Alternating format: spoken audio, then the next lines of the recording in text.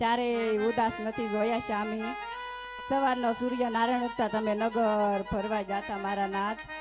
આજે નગર ફરતા ફરતા તમારા મુખ કેમ એટલા ઉદાસ છે સ્વામી?